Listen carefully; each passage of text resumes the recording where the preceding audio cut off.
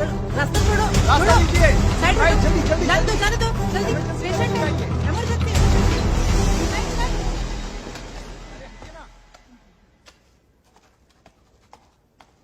ए प्रिया, तुम्हें कितनी बार कॉल किया, फोन क्यों नहीं उठा रही हो? ओफो, लगता है फोन साइलेंट पर है। मैंने चेक ही नहीं किया। बच्चे के स्कूल से लगातार कॉल आ रहा है।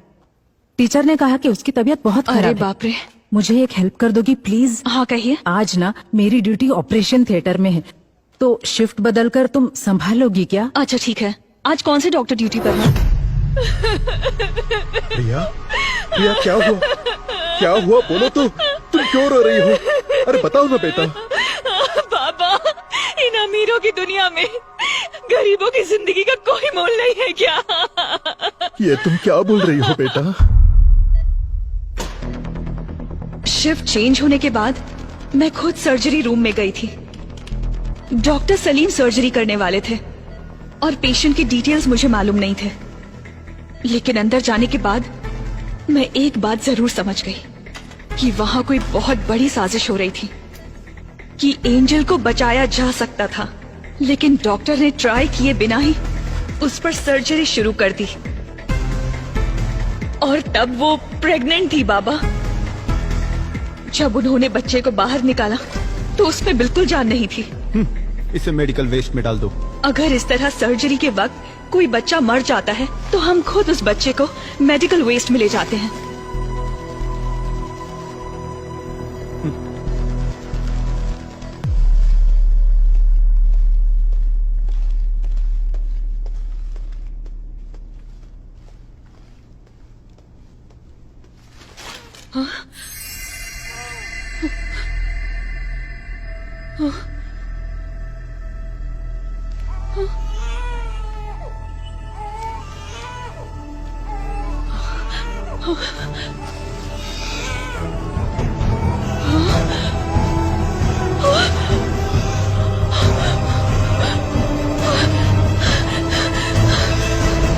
ये तुम क्या कह रही हो बेटा? बताइए बाबा, अब हम क्या करेंगे?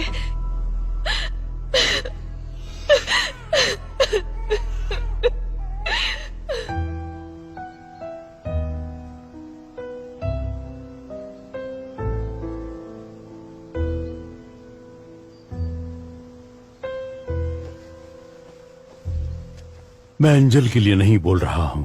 एक लड़की के जीवन में इतना बड़ा अन्याय हुआ है तो किसी तरह हमें उसे न्याय दिलाना ही होगा।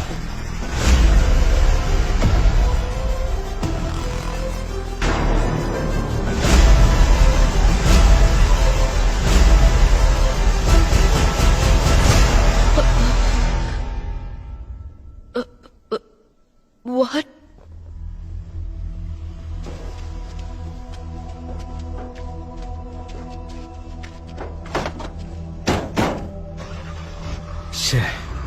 एक और मौत। अगर इस अली से हम सच उगलवा ले तो ये किस्सा ही खत्म हो जाएगा, पर ये हो नहीं सकता। सिर्फ अली ही नहीं, ये बात 3 और लोग जानते हैं। पहला विक्की, दूसरा मारने वाला और तीसरा मरने वाला। जुलाई 26, 2017 उसी दिन एंजल का एक्सीडेंट हुआ था and death on the same day. हमारी बॉडी में हार्ट की एक स्पेशलिटी है, जब तक बॉडी में जान है हम हार्ट ट्रांसप्लांट कर सकते हैं। 4 घंटे के अंदर उसे दूसरी बॉडी में ट्रांसफर करना होता है। मतलब कि रिसीवर की सर्जरी भी ठीक उसी दिन हुई थी, जुलाई 26। अगर ऐसा है तो जेसी हॉस्पिटल या आसपास के किसी हॉस्पिटल में ये सर्जरी किया गया होगा। यस। पर इसके कोई रिकॉर्ड्स हमारे हाथ नहीं लगे। इसलिए हमें पब्लिक को अलर्ट करना होगा कि 26 जुलाई के दिन जिन जिन का हार्ट ट्रांसप्लांट हुआ था, अगली मौत उसी की होने वाली है। एक ही दिन में इतने सारे ट्रांसप्लांटेशंस होने के चांसेस ही नहीं है। यस। तो आगे क्या करें? एंजल का मौत में एक नया मोड़। 26 जुलाई 2017 को जिन जिन्होंने हार्ट ट्रांसप्लांट करा है वो खुद ही आकर पुलिस को रिपोर्ट करने के लिए पुलिस अनुरोध किया है। अभी हमारे पास एंजल का हार्ट ट्रांसप्लांट करवाने की कोई सबूत भी नहीं मिला। सर, पर मेरा ट्रांसफर क्यों हो रहा है? तुमने कमाल का काम किया है ना, इसीलिए। ये केस हमने सीबीआई को हैंडओवर कर दिया है, तुम निकलो।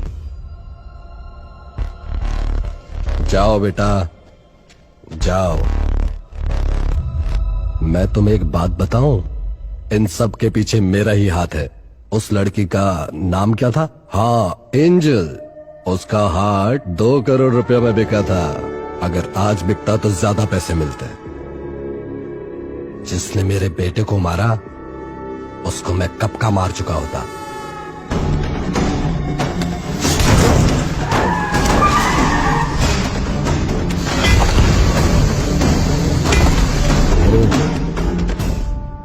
तो ये आपका किया धरा था। तुम्हारे पास तो वो सिर्फ एक ही एविडेंस है ना, मणि। मैं ये भी जानता हूं कि वो कोर्ट में क्या बोलने वाला है। इन सभी मौतों का कारण वो रिसीवर ही है। उसके सहारे इसे पकड़ सकते हो। मैं तुम्हें बता सकता हूं वो रिसीवर कौन है। सही कहा सर। अगर पैसा है तो कुछ भी मुमकिन है। तो आपको लगता है विक्की का अगला टारगेट वो होगा जिसके बॉडी में वो हार्ट है? मुझे लगता है कि उसका अगला टारगेट शायद आप ही होंगे सर।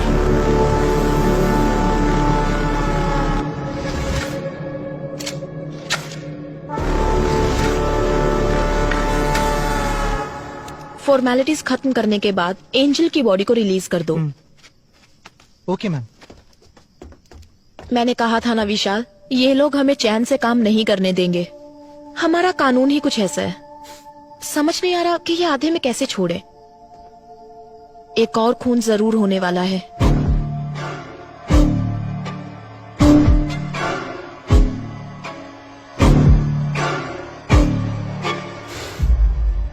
नहीं बदरा, जिसके पास भी एंजल का हार्ट है, विक्की उसे नहीं मारेगा। यू नो, विक्की का मोटिव सारी सच्चाई को बाहर लाना है, जिसकी वजह से विक्की या वो किलर हमें मैनिपुलेट कर रहा है। इन सारे मर्डर्स के पीछे जरूर कोई जस्टिफाइड रीजन है। सिर्फ वही मरे जिनको मरना था।